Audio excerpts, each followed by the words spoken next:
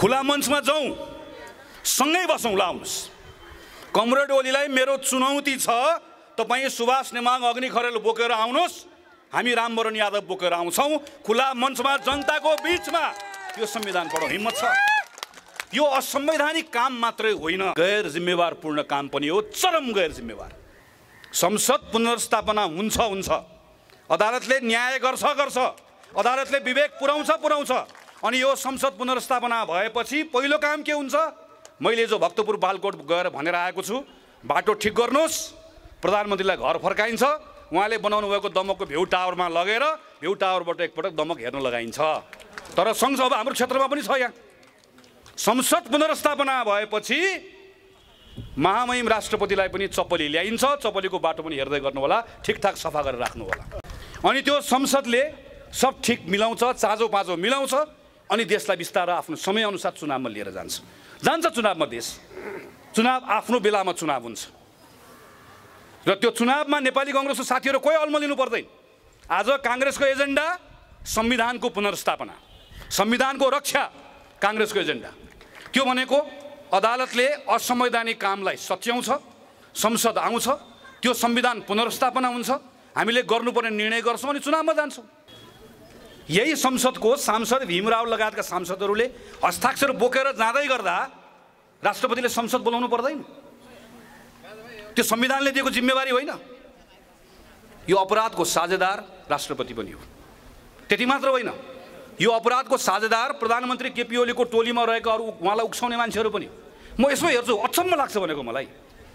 संसदमा सामना गर्न नसकेर भगोडा जस्तो भाग्नु हो प्रधानमन्त्री, तर फुर्ती हेर्छु युद्धै चित्र आएको जस्तो छ। त्यो दशरथ रङ्गशालामा तपाईँले हेर्नुभयो भने त्यहाँ बक्सिङ रिङ देख्नुहुन्छ। बक्सिङ रिङमा बक्सिङ खेल्न हामी तयार भएर बसेका छौँ। प्रधानमन्त्री ओली बक्सिङ खेल्न आउनु होला भनेको आउँदै रङ्गशालामा आयो, त्रिपुरेश्वरबाट भाग्नुभयो, अनि महाबौद्धमा गएर आफै गोल्ड मेडल किन्नु भएछ, अनि लगाएर आएर बक्सिङ जितेर आएको लगाउनु भएको छ। अनि खेल्नु त भएन नि भनेको, आउनु त आएन, आएको भए ढालिदिन्थे। मैदानमा आउनै भएको छैन, भाग्नु भएको छ, महाबौद्धमा गएर गोल्ड मेडल किनेको छ, अनि लाएर गएर म फर्स्ट भएँ। हेर्नुहोस्, देशभरि हेर्नुहोस् त प्रहसन पार्टी प्यालेसमा। संसदको सामना गर्नु पर्दैन? संसदको सामना नगर्ने जुन संसदले प्रधानमन्त्री बनायो, अनि अदालतको विषयलाई प्रभावित गर्न के भन्ने भने मसँग 65% मत भएकोले यो संसदबाट सरकार बन्नै सक्दैन थियो, त्यस कारणले गर्दा मैले वैकल्पिक सरकार नबन्ने भएकोले संसद भङ्ग गरेँ भनेर भन्ने, अनि फेरि उता पार्टी प्यालेसमा गइसके पछाडि चाहिँ मलाई संसदमा दुःख दिए भनेर भन्ने। सामना गर्नु पर्दैन? प्रधानमन्त्री क्रान्तिकारी होइन, प्रधानमन्त्री कायर हो, भगौडा हो, संसद छोडेर भागेको भगौडा हो। अनि यस्तो भगौडालाई, कायरलाई क्रान्तिकारी हो भनेर उक्साउनेहरू पनि अपराधका साझेदार हुन्।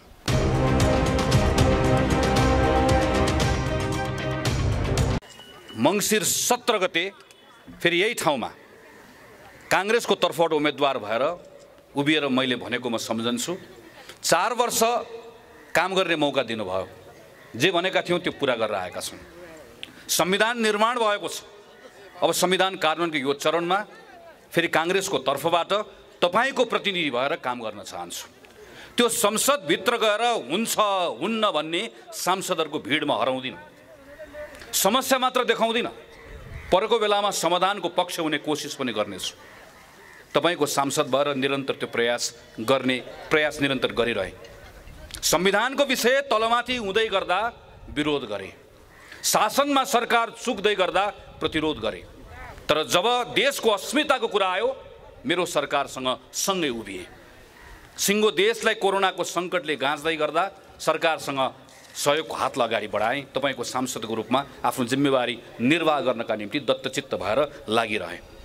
मैले ठिक गरेँ वा बेठिक गरेँ, यसको परीक्षण गर्ने, यसको फैसला गर्ने जनताले नै हो। अहिले पनि तपाईँको सांसदको रूपमा केही अरू सांसद साथीहरूसँग, पार्टीकै साथीहरूसँग काम गरिरहेको थिएँ। अब केही दिनमा संसदको बैठक सुरु हुन्छ। कोरोनाको सङ्क्रमणको यत्रो प्रभावको बिचमा हामीहरू अहिले पनि छौँ। थुप्रै नेपाल जस्तो देशहरूले भ्याक्सिनको जोहो गरिसके। भ्याक्सिनको बारेको तयारीमा सरकारले के गर्नुपर्ने हो, कहाँ काम भएको छ, कहाँ चुकेको छ, एउटा विस्तृत अध्ययन गरेर संसदमा प्रस्ताव लानको लागि हामी तयार गरिरहेका थियौँ, तयार पनि भइसकेको थियो। यति धेरै मानिसहरूले अहिले कोरोनाको कारणले गर्दा स्वास्थ्यको मात्र होइन, स्वास्थ्यभन्दा बाहिर अर्को क्षेत्रमा हामीले हेऱ्यौँ भने यति धेरै प्रभावित भएका छन्। बाहिर थुप्रै कुरा देखिएको छैन, तर थुप्रै मानिसहरू, हिजो सानो सम्पत्ति भएको मानिसहरूको आज सम्पत्ति सकिएको छ। हिजो काम गरिरहेका मानिसहरू आज काम गर्न नपाएर सडकमा आएका छन्। यति धेरै रोगले भोकले मानिसलाई ग्रस्त बनाएको छ। सरकारले कार्यक्रमहरू बनाएको छ, तर कार्यक्रमहरू प्रभावकारी भएका छैनन्। यसको पनि अध्ययन गरेर संसदमा प्रस्ताव लिएर जाने तयारी हामी गरिरहेका थियौँ, तर ती सबै कामहरू रोकिएका छन्। आज फेरि 2079 सालमा मङ्सिरको यही 12-15 गतेतिर नेपाली काङ्ग्रेसको तर्फबाट काङ्ग्रेसको उम्मेदवार भएको व्यक्तिका निम्ति पार्टीको रुख चिन्हको लागि मत माग्न यो ह्यान्डबल ग्राउन्डमा आउनुपर्ने थियो, तर आज 2 वर्ष अगाडि तपाईँहरूको बिचमा आउनु परेको छ। यत्रो सङ्कटको बिचमा पनि संसद छोडेर सडकमा तपाईँहरूको बिचमा उभिन आउन बाध्य भएका छौँ। हाम्रो कारणले गर्दा होइन, यो हाम्रो रहर होइन। प्रधानमन्त्रीले असंवैधानिक कदम चालेर देशलाई पछाडि लिएर जानुभयो। पौष 5 गते संसद विघटन गर्नुभयो। यो संसदले सांसद केपी ओलीलाई प्रधानमन्त्री बनाएको, नभए केपी ओली झापाको सांसद हो जसरी म काठमाडौँको सांसद। त्यो संसदले उहाँलाई बनायो, त्यो उहाँको घर हो, त्यो उहाँ घरको मुली हो। घरको मुलीले घरमा आगो लगाउँछ अनि आगो लगाएर भस्म भएको घरको खरानी धस्छ अनि भस्मासुर डमरू लिएर नाच्छ र भन्छ हेर मैले घरलाई खरानी बनाएँ भनेर अट्टहास गर्छ, पूर्व पश्चिम घुम्छ। हामी सबै हेरिरहेका छौँ। प्रधानमन्त्रीले सही गर्नुभयो कि गलत गर्नुभयो त्यो बहस गर्नुभन्दा पहिला प्रधानमन्त्रीले गर्न पाउनुहुन्छ कि पाउनुहुन्न, हामीले यो कुरा हेर्न आवश्यक छ। 2047 सालको संविधानमा हामीले एउटा व्यवस्था गरेका थियौँ, जसलाई हामीले धारा 53(4) मा राख्यौँ र भन्यौँ नेपालको मन्त्री परिषदले संसद विघटन गर्ने सिफारिस गर्यो भने श्री 5 महाराजा धिराजले संसद विघटन गरिबक्सनेछ। प्रधानमन्त्रीको विशेष अधिकार, त्यही विशेष अधिकार प्रयोग गरेर प्रधानमन्त्री गिरिजाप्रसाद कोइरालाले संसद भङ्ग गर्नुभयो। मनमोहन अधिकारीले प्रस्ताव गर्नुभयो, सूर्यबहादुरले प्रस्ताव गर्नुभयो, शेरबहादुर देउवाले भङ्ग गर्नुभयो। 60-62 सालमा राजाको शासन, माओवादीको त्यो बेलाको विद्रोह, यी सबै कुराहरूको आरोह अवरोह पार गरेर गरेको जनआन्दोलनपछि आएको नयाँ राजनीतिक अवस्था, त्यो राजनीतिक अवस्थाभित्र हामीले गरेको विमर्श, यी सबै कुराबाट हामी एउटा निष्कर्षमा पुग्यौँ कि हामी संसदीय व्यवस्थालाई नै अवलम्बन गर्ने हो। तर हाम्रो अनुभवहरूले हामीलाई केही कुरा सिकाएको छ। हामी 5 वर्षको लागि चुनाव गर्छौँ, तर 5 वर्ष हाम्रो संसद टिक्दैन। संसारको बेलायतमा एउटा होला, इजरायलमा एउटा होला, जर्मनीमा एउटा होला, प्रत्येक देशको आफ्नो अनुभव छ। हाम्रो अनुभवका आधारमा हामीले एउटा छुट्टै खालको संसदीय व्यवस्थालाई संविधानमा राख्नुपर्छ, राख्यौँ हामीले। र हामीले भन्यौँ कि एकपटक प्रधानमन्त्री निर्वाचित भएपछि 2 वर्षसम्म अविश्वासको प्रस्ताव ल्याउन पाइँदैन। यो कुनै पनि देशमा छैन। फेरि 2 वर्षपछि ल्यायो भने पनि वैकल्पिक प्रधानमन्त्री को हुने भन्ने नाम राखेर ल्याउनुपर्छ। यो पनि कुनै देशमा छैन। अनि असफल भयो भने फेरि 1 वर्ष ल्याउन पाइँदैन, यो पनि कुनै देशमा छैन। अनि हामीले सँगै के भन्यौँ, 5 वर्ष संसद राख्ने। मलाई त अहिलेसम्म याद छ त्यो दिनको छलफल। हामीले त कतिसम्म भनेका थियौँ भने संयुक्त राज्य अमेरिकामा जस्तै मङ्सिरको यति गते चुनाव हुन्छ भनेर तिथि नै संविधानमा लेखौँ, जसरी हामीले जेठ 15 गते बजेट आउँछ भनेर हाम्रो संविधानमा लेखेका छौँ। यसै गरिकन लेखौँ भनेर छलफल गऱ्यौँ। तर छलफल गर्दै गर्दा एउटा कुरा सम्झ्यौँ हामीले कि एउटा साल संसदको चुनावको मिति घोषणा गरेको बेलामा त्यो मितिमा ठुलो एकादशीको तिथि परेको। ठुलो एकादशीको तिथि परेकोले मिति सार्नु पर्यो। मिति लेखौँला, तिथि नमिल्ला। त्यही भएर संविधानमा लेखिसकेपछि 1 दिन पनि तलमाथि सार्न मिल्दैन भनेर मात्रै हामीले मिति नलेखेको। 5 वर्षसम्म संसदको आयु रहन्छ। संसदले प्रधानमन्त्री बनाउनै सकेन। चुनाव भयो, प्रधानमन्त्री बनाउनै सकेन। ठुलो पार्टीले बनाउन सकेन, 2टा पार्टी मिलेर बनाउन सकेन, ठुलो पार्टीले विश्वास प्राप्त गर्न सकेन। र हामीले त त्योभन्दा अगाडि एउटा सांसदले पनि प्रयास गर्न पाउँछ, त्यसो गर्दा पनि बनाउन सकेन भने मात्रै संसद विघटन हुन सक्छ भनेर हामीले भन्यौँ। बहुमत प्राप्त गरेको प्रधानमन्त्रीले संसद विघटन गर्न पाउने काम असंवैधानिक भन्दा पनि पहिला त्यो अनधिकृत हो। नेपाली कांग्रेसको सभापति शेरबहादुर देउवा हुनुहुन्छ। उहाँले मलाई अहिले केन्द्र सदस्यबाट निकालिदिनु भयो भने मैले के भन्न सक्छु, विधान अनुसार तपाईले मलाई निकाल्न पाउनुहुन्न। उहाँले भन्नु होला पाउँछु। यो विधानको विषय हुन्छ, वैधानिक भयो कि अवैधानिक भयो भन्ने हुन्छ। तर नेपाली कांग्रेसको केन्द्रीय सभापति शेरबहादुर देउवाले आजदेखि तिमी नेपाल कम्युनिस्ट पार्टीको सदस्य छैनौ भनेर केपी ओलीलाई निकाल्नु भयो भने के हुन्छ? त्यो अनधिकृत हुन्छ। यो प्रधानमन्त्री केपी शर्मा ओलीले संसद विघटन गर्नु भनेको त्यस्तै अनधिकृत काम हो, जुन कुराको अधिकारै उहाँसँग छैन। संसद प्रधानमन्त्रीले विघटन गर्न पाइन्छ भन्ने कुरा अदालतले फैसला गरिदियो भने त्यो दिनबाट प्रधानमन्त्रीले अदालत विघटन गर्दै पनि हुन्छ, पाइन्छ नि त। किनकि नलेखेको कुरा गर्न यो पाइन्छ भने त्यो पनि गर्न पाइन्छ। 2 र 2 जोडेर 4 हुन्छ भनेर संविधानमा लेखेको देखा भनेर लेखेको छैन भन्नुको अर्थ 2 र 2 जोड्दै गर्दा एउटा शङ्काले आएर 5 हुन्छ भनेर अपव्याख्या गर्न मिल्छ? यो त्यस्तै हो। हाम्रो संविधानले त्यसको कल्पना गरेको छैन। त्यसैले प्रधानमन्त्रीले सोध्नु भयो अरे कसले भन्या संसद पुनर्स्थापना हुन्छ भनेर? प्रधानमन्त्रीले सोध्नु भयो अरे कसले भन्या? यी मैले भन्या सुन्नु भएन? अहिले मैले भर्खर भनेको, ऊ सुभाष नेमाङले भनेको सुन्नु भएन? ऊ अग्नि खरेलले भनेको सुन्नु भएन? ऊ संविधान बनाउने मानिसहरूले भनेको सुन्नु भएन? ऊ पूर्व प्रधान न्यायाधीशहरूले भनेको सुन्नु भएन? हामी संविधान बनाउनेहरूले आएर भनेको।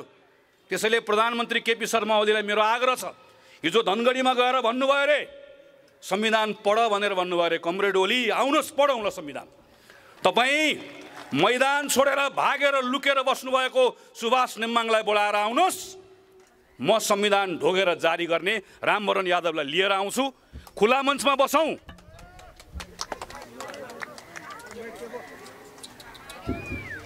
खुला मञ्चमा जाउँ, सँगै बसौँ। ल आउनुहोस्। कमरेड ओलीलाई मेरो चुनौती छ, तपाईँ सुभाष नेमाङ अग्नि खरेल बोकेर आउनुहोस्, हामी रामवरण यादव बोकेर आउँछौँ। खुला मञ्चमा जनताको बिचमा यो संविधान पढौँ। हिम्मत छ? यो असंवैधानिक काम मात्रै होइन, गैर जिम्मेवारपूर्ण काम पनि हो, चरम गैर जिम्मेवार। कोभिडको सङ्कट तपाईँ हामी सबैले सामना गऱ्यौँ। रोगले मानिस मरे, भोकले मानिस मरे। किर्तिपुरको त्यो मजदुर याद छ तपाईँलाई? नाम्लोले पेट बाँधेर सुत्दै गर्दा 4 दिनसम्म खाना नपाएर उसले आफ्नो शरीर त्याग्नु पर्यो। सुत्केरी हुन नसकेर हाम्रो दिदीबहिनी मरेको। नाङ्गै खुट्टा काभ्रेदेखि हिँडेर धनगढी पुगे यो देशका मजदुरहरू।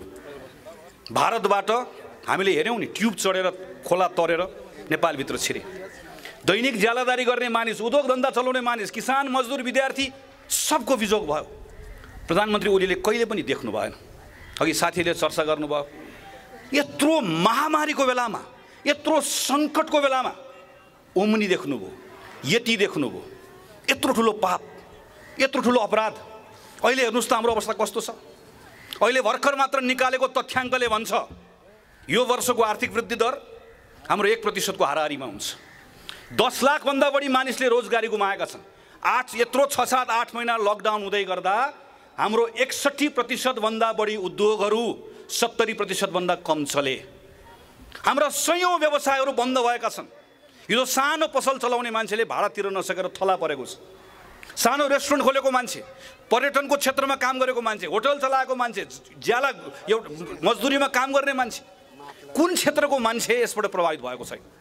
हाम्रै तथ्याङ्क सरकारले गरेको अध्ययनले भन्छ अरु 10औं लाख मानिसहरू जो बल्ल बल्ल गरिबीको रेखाभन्दा माथि आएका थिए ती फेरि गरिबीको रेखा मुनि धकेलिँदैछन्। अब 5 जना मान्छे मध्ये 3 जनाले रोजगारी गुमाएको छ भनेर सरकारको अध्ययनले भन्छ। अनि यस्तो बेलामा जिम्मा लिएको प्रधानमन्त्रीको सबैभन्दा ठूलो प्राथमिकता भनेको यी मानिसहरूलाई पुनर्स्थापित गर्ने होइन। तर हेर्नुस् त, उपचार गर, परीक्षण गर भन्दै गर्दा उसले भन्यो मेरो भाँडो रित्तिएको छ। अनि आज हामी कसैले पनि नचाहेको बेलामा, आवश्यकता नभएको, संविधानले नभनेको, देशले नमागेको बेलामा हामीलाई चुनाव ल्याएर थोपर दिएको छ। 30 अरब चुनावमा खर्च लाग्छ। त्यो 30 अरब चुनावमा खर्च हाम्रो समय भन्दा पनि हाम्रो समय हेर्नुस् त, हाम्रो प्राथमिकता दिनरात। अब हाम्रो ध्यान केमा छ? अदालतले के भन्छ? हाम्रो ध्यान केमा छ? प्रदेशको सभामा तलमाथि कहाँ भयो? हाम्रो ध्यान केमा छ? संसद पुनर्स्थापना हुन्छ कि हुँदैन? खोइ जनताको विषय। रोगले, भोगले, शोकले प्रताडित भएको जनता केन्द्रबाट फेरि सिमानामा धकेलिएको छ। कसको कारणले गर्दा? प्रधानमन्त्रीको कारणले गर्दा। प्रधानमन्त्री नाङ्गै हिँड्नु भएको छ, तर वरिपरि हिँड्ने भाटहरू तपाईँको लुगा कति राम्रो भन्दै सँगसँगै हिँडेका छन्। मलाई उदेक लाग्छ। प्रधानमन्त्री हेर्नुस् त, 9 महिना सिंहदरबार आउनु भएन प्रधानमन्त्री, सुरक्षाको कारण देखाएर। हिजो धनगढी जानुभयो, काठमाडौँको पार्टी प्यालेस घुम्नु भएको छ, अनि हँसाउनुहुन्छ। अनि म यसो जोकरहरू तल बसेर थप्पडी मारिरहेका हुन्छ। म त भन्छु प्रधानमन्त्री एकपटक यहाँ हाम्रो मिलनचोक पार्टी प्यालेसमा आइदिनु, यहाँका जोकरलाई पनि थप्पडी बजाउन आवश्यक, आइदिनुहोस् यहाँ पनि आइदिनुहोस्। यस्तो पनि हुन्छ। यस्तो बेलामा जब मानिसहरूले आफ्नो जीवन धान्नका निम्ति सङ्घर्ष गरिरहेको बेलामा हामी कहाँ छौँ? हाम्रो देशको अवस्था त्यसै पनि हामी गरिब, त्यसै पनि हामी कमजोर। यो महामारीले एक से एक अमेरिका जस्तो, जापान जस्तो बलियो अर्थतन्त्रलाई त चौपट बनाएको छ, भारतलाई चौपट बनाएको छ। त्यही एउटा बङ्गलादेश दक्षिण एसियामा अहिले यत्रो क्राइसिसको बिचमा पनि लिडरसिप सही पाउँदै गर्दा अहिले 3% आर्थिक वृद्धिले यस्तो क्राइसिसको बेला पनि अगाडि गएको छ। तर एक से एक सबल अर्थतन्त्रहरू धराशयी भएको बेलामा, यो बेलामा काम गर्नुपर्ने बेलामा, जनतालाई राहत दिनुपर्ने बेलामा यस्तो अवस्थामा पुर्याइदिनु भयो। मैले त पहिलेदेखि भन्दै आएको, प्रधानमन्त्री ओली भनेको एउटा प्याकेज हो, अहङ्कारको, अविवेकको, असहिष्णुताको, अराजकताको एउटा प्याकेज। अघि नरोत्तम दाइले चर्चा गर्नुभयो, यस्तो पनि हुन्छ। अरू मान्छेको अपमान गर्दै गर्दा मजा आउने, अर्काको दुःख हेर्दै गर्दा आनन्द लाग्ने, नार्सिसिस्ट भन्छ नि। हेर्नुहोस् त, आफ्नो सहकर्मीहरूलाई भनेको तिमी मरेकै भए बेस हुन्थ्यो। उहाँले प्रयोग गरेका शब्दहरू हेर्नुहोस् त, प्रत्येक यसो याद गर्नुहोस् त तपाईँहरू। प्रधानमन्त्रीले आजसम्म कसैलाई मान राखेर बोल्नुभएको याद छ? कसैको बारेमा सम्मान व्यक्त गर्नुभएको याद छ? अनि अर्को एउटा भनाइ, एउटा मैले संसदमा उभिएर भनेको थिएँ, एउटा डनिङ क्रुगर इफेक्ट भन्ने हुन्छ। त्यो भनेको कस्तो हो भने व्यक्तिलाई केही पनि थाहा हुन्न, तर मलाई थाहा छैन भन्ने थाहा हुन्न। त्यसले गर्दा के लाग्छ भने संसारमा मलाई जति अरू कसैलाई पनि थाहा छैन भन्ने लाग्छ। मैले त्यो कतिखेर महसुस गरेँ भने जतिखेर प्रधानमन्त्रीले संसदमा एउटा गुड्डी हाँक्नुभयो अनि प्रधानमन्त्रीलाई भेट्नका निम्ति हामी बालकृष्ण खाँडको नेतृत्वमा हामीहरू प्रधानमन्त्रीको निवासमा गयौँ। उहाँले 20 मिनटसम्म मेरो अनुहार हेरेर मलाई के को बारेमा प्रवचन दिनुभयो भने साबुन पानीले हात धुनु भनेको बेकार हो, साबुन पानीको ठाउँमा तातो पानीले धोए पनि हुन्छ, तातो पानीले साबुनले भन्दा राम्रो काम गर्छ भनेर 20 मिनट प्रवचन दिँदै गर्दा मलाई लाग्यो बिचरा यो मान्छेलाई के पनि थाहा छैन, तर मलाई थाहा छैन भन्ने थाहा छैन, त्यस कारणले गर्दा सबै थाहा छ भन्ने लाग्छ। स्वर्णिम युग बन्न सक्थ्यो। हामी चुनाव हार्यौँ, हामीलाई जित्न मन थियो, हामीलाई फेरि पनि जित्न मन लाग्छ, स्वाभाविक हो। तर प्रधानमन्त्री केपी शर्मा ओलीले जुन अवसर प्राप्त गर्नुभयो त्यो अवसर प्राप्त गर्दै गर्दा नेपाली कङ्ग्रेसको एउटा सदस्य भएर चुनाव हामी जितेको भए हुन्थ्यो भन्ने लागिरहँदाखेरि पनि नेपाली नागरिक हो नि त पहिला हामी, के लागिरह्यो हामीलाई भने यत्रो वर्ष पछाडि नेपालले एउटा राजनीतिक स्थिरता पाएको छ। प्रधानमन्त्री केपी शर्मा ओलीको नेतृत्वमा नेपाल कम्युनिस्ट पार्टीले 5 वर्ष देश चलाउँछ, देशलाई एउटा बिन्दुबाट अर्को बिन्दुसम्म पुर्याउँछ, हाम्रो देशका विकासका आकाङ्क्षाहरूलाई सम्बोधन गर्ने प्रयास गर्छ। हामी सँगसँगै समृद्धिको केही न केही पाइलाहरू चाल्नेछौँ।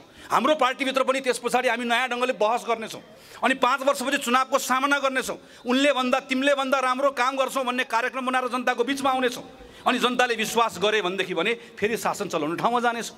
अब प्रतिस्पर्धा नयाँ ठाउँमा पुग्छ, कसले विकासको आकाङ्क्षाहरू पुरा गर्ने भन्ने ठाउँमा पुग्छ। हेर्नुहोस् त, आज हामी आफ्नै सपनाको मलाई हामी जानुपर्ने अवस्थामा आइपुगेका छौँ।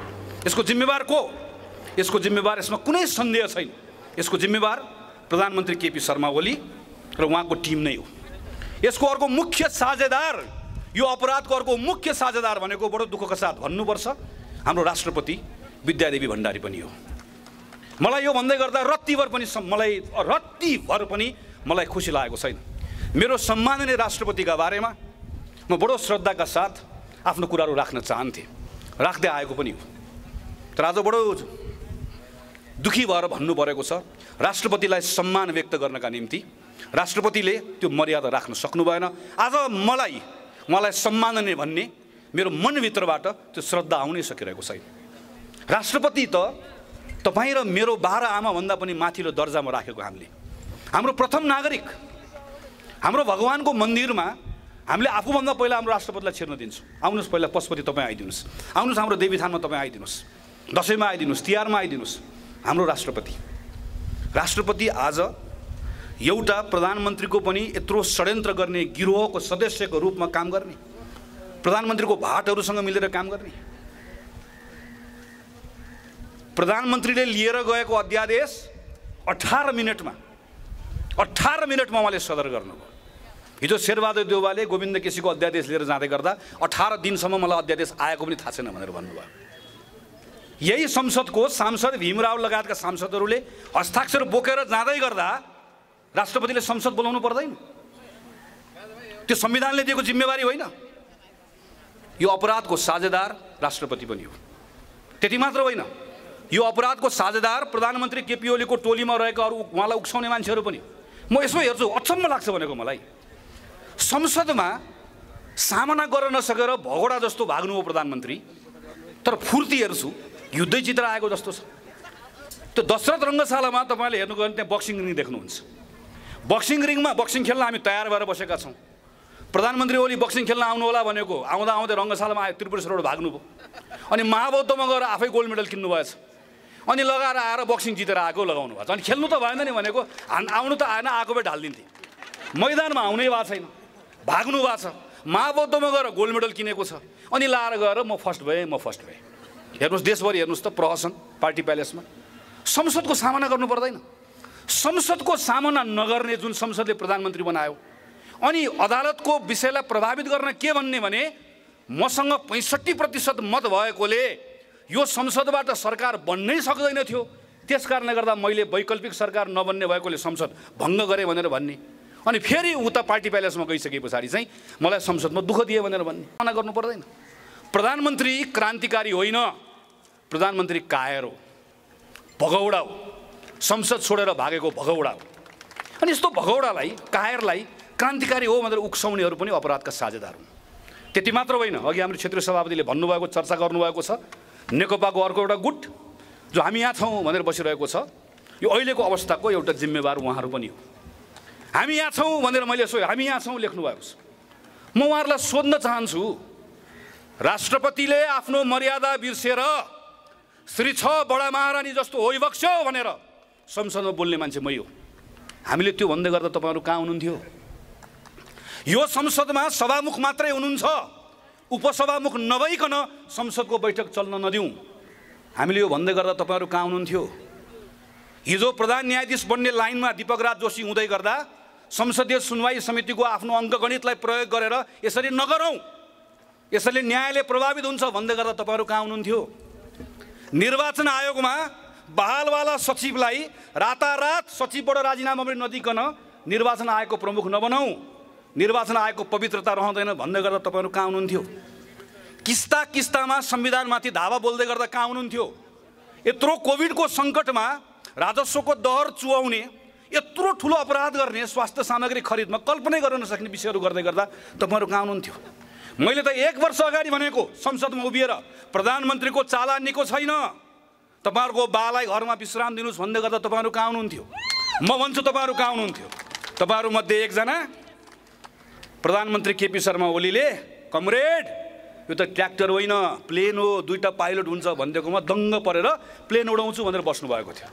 तपाईँहरूमध्ये एकजना हामी एमाले एक हौँ, यो माओवादीले बेलामा ठेगान लगाइदिनुपर्छ भन्दै गर्दा दङ्ग परेर बस्नुभएको थियो। तपाईँहरूमध्ये एकजना सर्प पाल्नको लागि 72 करोड लिँदै हुनुहुन्थ्यो। तपाईँहरूमध्ये एकजना गोर्खामा चुनाव हारेर झ्यालबाट छिरेर राष्ट्रिय सभाको सांसद पड्काउनको लागि प्रयास गर्दै हुनुहुन्थ्यो।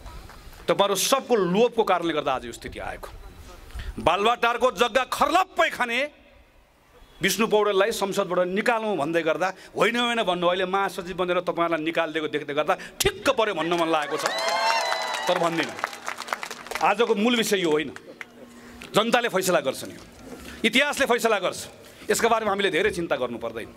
आजको मूल विषय संविधानमाथि कु भएको छ, अपराध भएको छ, र आजको मूल विषय भनेको अदालत यसलाई सच्याउनुपर्छ। डेमोक्रेसीमा कहिलेकाहीँ सनकी शासकहरू आउँछन्, निर्वाचित हुन्छन्, राज्यको संस्थाले त्यसलाई नियन्त्रण गर्नुपर्छ। संसदले गर्नु पर्थ्यो, संसद भङ्ग भयो, राष्ट्रपतिले गर्नु पर्थ्यो, राष्ट्रपति अपराधको साझेदार हुनुभयो। यस्तो बेलामा जनविश्वास अहिले अदालतमा गएको छ।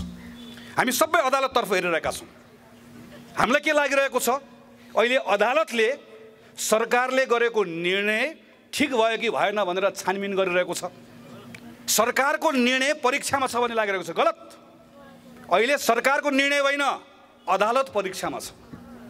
श्रीमानहरू परीक्षामा हुनुहुन्छ, हामी सबै परीक्षा लिइरहेका छौँ। कसले भन्छ अदालतको विषयको बारेमा बोल्न पाइँदैन? हेर्नुहोस् त, लोकतन्त्रमा विधिको शासन जहाँ हुन्छ त्यो ठाउँमा कहिलेकाहीँ संस्थाहरूले विधिको शासन खलबलाउन थाले भने त्यसले ठिक ठाउँमा ल्याइदिन्छ। अमेरिकाको राष्ट्रपति डोनाल्ड ट्रम्प, जसले हाम्रो जस्तो होइन हातले टिपेर छानिकन बनाएको न्यायाधीशहरू, आज यो निर्वाचनको परिणाम मैले मान्दिनँ भन्दै गर्दा ट्रम्पले बनाएको न्यायाधीश हो, छानेको न्यायाधीश हो, कृपा गरेको न्यायाधीश हो। तर आज डोनाल्ड ट्रम्पको अविवेकी असंवैधानिक निर्णयको पक्षमा उनीहरू उभिएनन्। हिजो कसले बनाए छोडिदिनुहोस्। अहिले बेन्चमा बस्नुभएको श्रीमानले हिजो मुट्ठी कस्नुभयो कि जय नेपाल भन्नुभयो, छोडिदिनुहोस्। तपाईँको धर्म, तपाईँको कर्तव्य अहिले संविधानप्रति। कुनै बेला जननायक बिपी कोइरालाले भन्नुभएको थियो, न्यायको न्यायकर्ताले नै अवहेलना गर्यो भने न्यायको कसैले पनि मर्यादा राख्दैन। गङ्गोत्रीको जल दूषित भयो भने कुनै पनि जल पवित्र रहन सक्दैन। न्यायको उद्गम स्थल पवित्र रहनुपर्छ, नत्र भए केवल पशुबल र स्थूल शक्तिको आधारमा जङ्गली शासन मात्रै हुन्छ। हामी अहिले यही अवस्थामा आइपुगेका छौँ।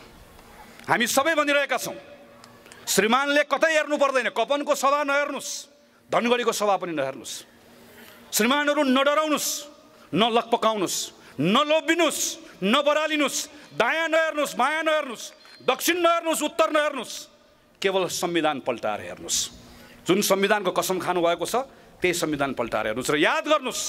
म श्रीमानहरूलाई यति मात्र आग्रह गर्न चाहन्छु, याद गर्नुहोस्, श्री मोहन शमशेरको अगाडि उभिएर बिपी कोइरालालाई जब उहाँले भन्नुभयो, नानी शासन गर्न पूर्वमा लेखेर आउनुपर्छ, बिपीले भन्नुभयो त्यो बेलामा, महाराज पूर्वमा शासन गरेर पूर्वमा लेखेर आएर शासन गर्ने दिन गए।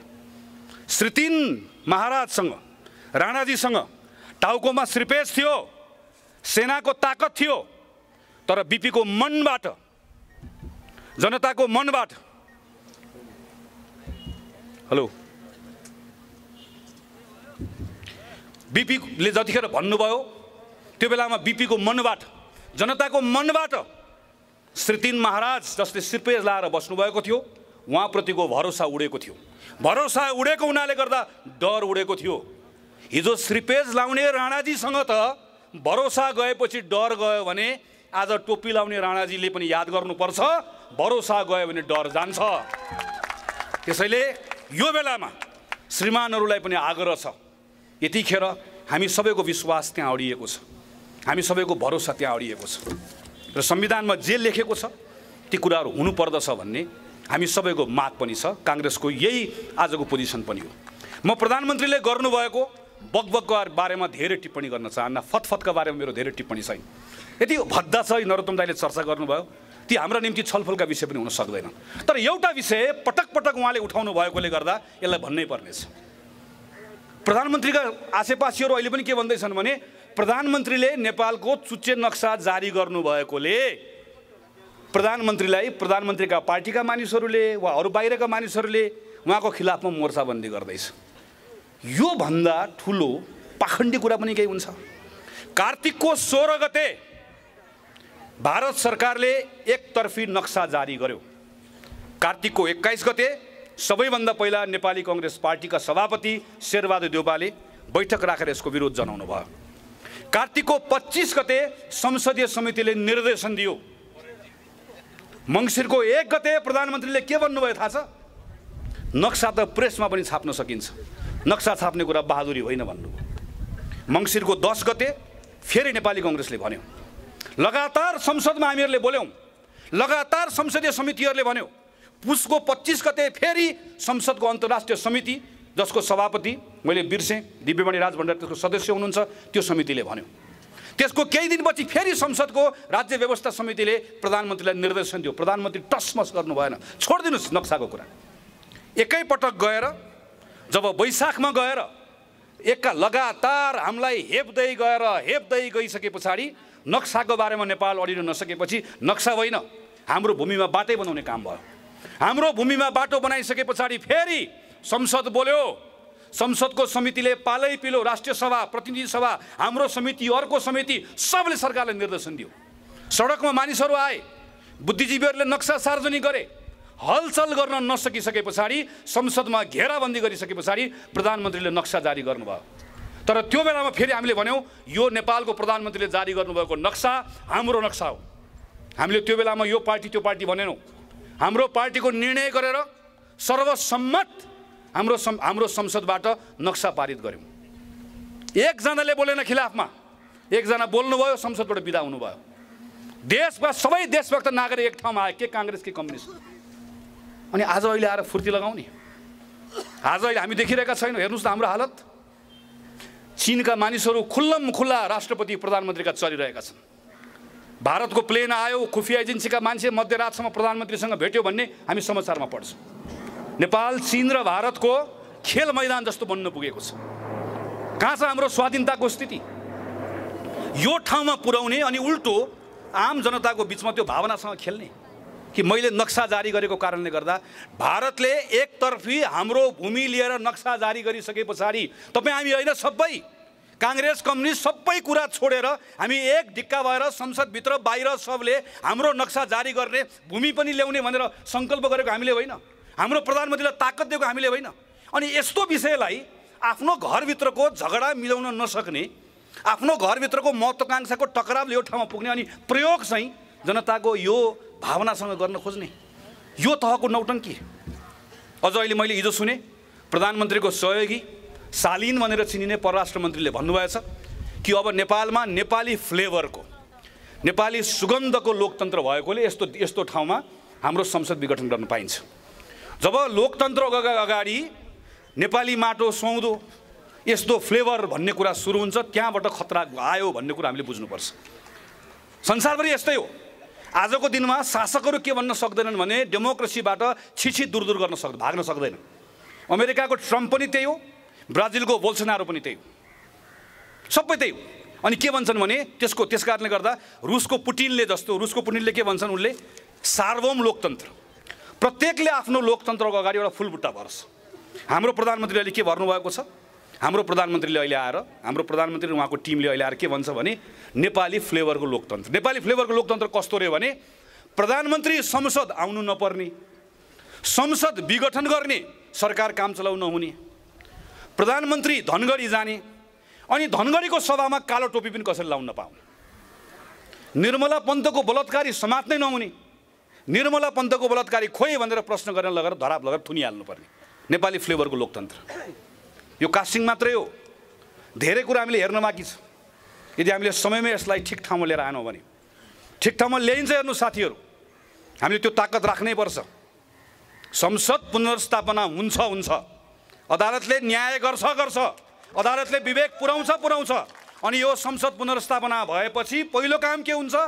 मैले जो भक्तपुर बालकोट गएर भनेर आएको छु, बाटो ठिक गर्नुहोस्, प्रधानमन्त्रीलाई घर फर्काइन्छ, उहाँले बनाउनु भएको दमकको भेउ टावरमा लगेर भेउ टावरबाट एकपटक दमक हेर्न लगाइन्छ। तर सँगसँगै अब हाम्रो क्षेत्रमा पनि छ, यहाँ संसद पुनर्स्थापना भएपछि महामहिम राष्ट्रपतिलाई पनि चप्पली ल्याइन्छ, चप्पलीको बाटो पनि हेर्दै गर्नु होला, ठिकठाक सफा गरेर राख्नु होला। अनि त्यो संसदले सब ठिक मिलाउँछ, चाँजो मिलाउँछ, अनि देशलाई बिस्तारै आफ्नो समयअनुसार चुनावमा लिएर जान्छ चुनावमा देश। चुनाव आफ्नो बेलामा चुनाव हुन्छ र त्यो चुनावमा नेपाली काङ्ग्रेसको साथीहरू कोही अल्मलिनु पर्दैन। आज काङ्ग्रेसको एजेन्डा संविधानको पुनर्स्थापना, संविधानको रक्षा काङ्ग्रेसको एजेन्डा। त्यो भनेको अदालतले असंवैधानिक कामलाई सच्याउँछ, संसद आउँछ, त्यो संविधान पुनर्स्थापना हुन्छ, हामीले गर्नुपर्ने निर्णय गर्छौँ अनि चुनावमा जान्छौँ। अघि साथीहरूले चर्चा गरिसक्नु, चुनावको के डर छ? जनतामाथिको भरोसा हो। मैले त भनेको छु, पार्टीले भोलि गएर चुनावको बेलामा हेरौँला, सल्लाह गरौँला, जो साथी आउने हो मैदानमा, चुनावको मैदानमा काङ्ग्रेसबाट कोही न कोही हामी आइहाल्छौँ। त्यो बेलामा पठाइदिनुहोस्, आउनुहोस् प्रधानमन्त्री आफै लड्न आउनुभयो भने राम्रै हुन्छ। किन राम्रो हुन्छ भनेदेखि भने प्रधानमन्त्रीले पठाउनुभएका मानिसहरूलाई यहाँ धेरै गफ गर्न आउँदो रहेछ। अस्ति मैले एउटा सभामा सुने, प्रधानमन्त्रीले पठाउनुभएको मानिसहरू के भन्दै रहेछन् भनेदेखि भने यहाँ हेर्नुहोस् त, यी सबै घर-घरमा, कपनको घर-घरमा मेलम्चीको पानी हामीले ल्याएको। अनि मैले उहाँलाई भने तपाईँहरूलाई धेरै गफ गर्न आउँदो रहेछ, तपाईँको प्रधानमन्त्री आउनुभयो भने के भन्नु थाहा छ? मेलम्ची घर-घरमा ल्याएको होइन, मेरो त बाजेको बाजेले चोबारै मैले काटेको भनेर भन्नुहुन्छ। त्यस्तो गफ गर्न आउने मान्छे, तरिका पुर्याउने मान्छे पठाइदिनुहोस्। हामी किन चाहियो हामीलाई सल्लाहकार? लडौँला चुनाव, जो लड्नेछ लडौँला। त्यसैले विषय चुनावको होइन साथीहरू, यहाँ चुनावको चिन्ताको त प्रश्नै छैन। चुनाव हिजो गिरिजाप्रसाद कोइरालाले शान्ति प्रक्रिया सम्पन्न गर्ने, नेपाललाई हिंसाबाट बाहिर निकाल्दै गर्दा जतिखेर पहिलो संविधान सभाको चुनाव गराउनु भयो, त्यो बेलामा निर्वाचन हारिन्छ भन्ने कुरा राम्रोसँग थाहा थियो। हामी चुनाव हार्न तयार भयौँ, तर तर देशलाई हार्न दिएनौँ। शेरबहादुर देउवाले यो पटक निर्वाचन गराउँदै गर्दा तपाईँ हामीलाई थाहा थियो भने शेरबहादुर देउवालाई थाहा थिएन? दुईटा कम्युनिस्ट पार्टी मिलेको बेलामा काङ्ग्रेस चुनाव हार्छ भने थाहा थिएन? अनि त्यो बेलामा मलाई अहिले पनि याद छ, बालुवाटारमा म थिएँ त्यो दिन। केही साथीहरूले त्यो बेलामा चुनाव हार्ने कुरा निश्चित थियो। हाम्रो मधेसी दलसँग पनि हाम्रो कुराकानी मिलेन। त्यो बेलामा शेरबहादुर देउवालाई केही कानुनको साथीहरूले आएर तपाईँले यो धारा समात्नु भयो भने तपाईँले प्रदेशको चुनाव, अहिलेको चुनाव सार्न सक्नुहुन्छ, अदालतमा विषय लान सकिन्छ भनेर आएको बेलामा तत्कालीन प्रधानमन्त्री शेरबहादुर देउवा बरु काङ्ग्रेसले चुनाव हार्ने कुरा सहन तयार हुनुभयो, तर अहिले मैले चुनाव गरिनँ भने देश हार्छ, संविधान हार्छ भनेर तयार हुनु भएन। हामी कोही पनि तयार भएन। हामी हार्न तयार भयौँ तर संविधान हार्न दिएनौँ, चुनाव हार्न दिएनौँ। अहिले हामीलाई जितको हतार नगरौँ साथीहरू, धेरै हतार नगरौँ। जिम्मेवारी आउँछ, सम्हाल्नुपर्छ, सम्हाल्यो। तर यो बेलामा एकजना व्यक्तिको सनकले हाम्रो घरमा आगो लागेको छ। अनि घरमा आगो लागेको मान्छे खरानी धसेर देशभरि अट्टहास गरेर हिँडिरहेको बेलामा सम्हाल्ने काम हाम्रो, हामीले सम्हाल्नुपर्छ। हामीले अहिले सम्हालेनौँ भने अँध्यारो सुरुङमा देश जान्छ। अनि अँध्यारो सुरुङमा देश गयो भने उज्यालो कहाँ छ हामी कसैलाई पनि थाहा छैन। वैशाखपछि के हुन्छ कसैलाई थाहा छ? हाम्रो संविधानमा लेखिएको छ केही, अनि कहाँ जान्छ? अनि त्यसपछि अनि त्यस पछाडि फेरि के मागहरू आउँछन्, ती मागहरूले डोराएर कहाँ लिएर जान्छ? डर मागसँग होइन, डर नेपालको फेरि एकपटक हामीले प्राप्त गरेको अवसर खेर जान्छ भनेर। 15 सालमा अवसर आयो, राजा महेन्द्रको महत्त्वाकांक्षाले गयौँ। 47 सालपछि अवसर आयो, हामीले पनि काम गर्न जानेनौँ। माओवादीको दुस्साहस, दरबारको षड्यन्त्र फेरि गयो। 62-63 को आन्दोलनपछि यत्रो वर्ष लगाएर संविधान लेख्यौँ, बल्ल बल्ल बल्ल एउटा व्यवस्था आएको छ। कति गल्ती छ, कमजोरी छ संविधानमा छ, थपौँला, घटाउँला, मिलाउँला। यत्रो हाम्रा यति दुःखका विषयहरू छन्, यत्रो धेरै काम गर्नुपर्ने छ। फेरि यो सब कुरालाई छाडेर फेरि हामी संविधानको धन्दामा लाग्ने, फेरि अर्को 20 वर्ष खेर फाल्ने, फेरि हामी एकपटक चाहिँ यो व्यवस्था चाहियो, त्यो व्यवस्था चाहियो भनेर त्यसमै रुमल लिने कि देश बनाउने कि अगाडि बढ्ने? हाम्रो अगाडिको प्रश्न यो। त्यसैले म साथीहरूलाई आग्रह गर्न चाहन्छु, पार्टीका तमाम साथीहरूलाई, लोकतन्त्रवादी साथीहरूलाई पनि आग्रह गर्न चाहन्छु, यो बेलामा सोच्नुहोस्। काङ्ग्रेसको साथीहरू त मैदानमा हुनुहुन्छ, म नेपाली कम्युनिस्ट पार्टीमा लागेका साथीहरूलाई पनि आग्रह गर्छु, प्रधानमन्त्री केपी शर्मा ओलीलाई प्रधानमन्त्री बनाउन मद्दत गरेका साथीहरूलाई पनि आग्रह गर्छु। हेर्नुहोस् त, अमेरिकामा डोनाल्ड ट्रम्पलाई सबै हिसाबले साथ दिने उनका उपराष्ट्रपतिदेखि लिएर सबैजना एकपछि अर्को के निर्णय पुगे? मैले राष्ट्रपतिलाई साथ दिएँ, तर राष्ट्रपतिको सनकले मेरो अमेरिकै डुबाउने हो भनिसकेपछि आज उनीहरू एकपछि अर्कोलाई छोड्दै आएका छन्। हामीले हेरौँ उपराष्ट्रपतिदेखि पालै पिलो। यस्तो बेलामा तपाईँ हेर्न सक्नुहुन्न, तपाईँ अझ जोकर जस्तो पार्टी पालासँग बसेर ताली बजाएर बस्नुहुन्छ, घर फर्केर के भन्नुहुन्छ? तपाईँले प्रधानमन्त्री खोजेको कि जोकर खोजेको? तपाईँ के आधारमा त्यहाँ बसेर ताली बजाउँदै हुनुहुन्छ? तपाईँको प्रधानमन्त्रीले गफ हाँक्छ कि म चाहिँ अब गफ हाँक्दै गर्दा अबको नयाँ गफ के अरे भनेदेखि भने टोलमा एयरपोर्ट बनाइदिन्छु, घरमा हेलिप्याड बनाइदिन्छु। तपाईँ ताली बजाउनुहुन्छ, पोलमा लगेर झुन्डाउनुहुन्छ राजनेता भनेर। प्रश्न गर्नुहुन्न, सोध्नुहुन्न। हामी त हाम्रो पार्टीका नेतालाई प्रश्न गर्छौँ, हामी त राजालाई प्रश्न गरेर आएको, हामी त आफ्नै राष्ट्रपतिलाई पनि प्रश्न गरेर आएको। प्रश्न गर्नु न, तपाईँहरू सोध्नुहुन्न। 5 वर्ष जिम्मा पाएको देशलाई भडखालोमा किन हालेको सोध्नुहुन्न?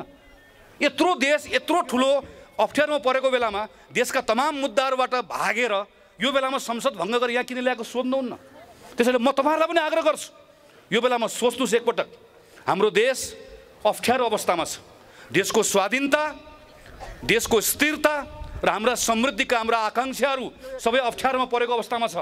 त्यसैले यो बेलामा यो त्यो नबनाऊ।